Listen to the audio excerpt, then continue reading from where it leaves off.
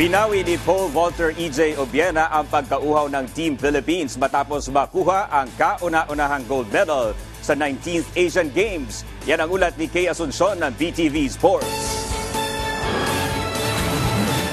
Dinaan ni pole vaulter EJ Obiena sa record-breaking fashion ang pagsungkit ng kauna-unahang gold medal para sa Pilipinas sa ongoing 19th Asian Games. Sabado ng gabi sa Hangzhou Olympic Sports Center Stadium, tumalon si Obiena ng 5.90 meters para itala din ang bagong Asian record. Binura ni Obiena ang Asian Games record na 5.70 meters na naitala ni Saito Yamamoto ng Japan noon lamang 2018 sa Indonesia.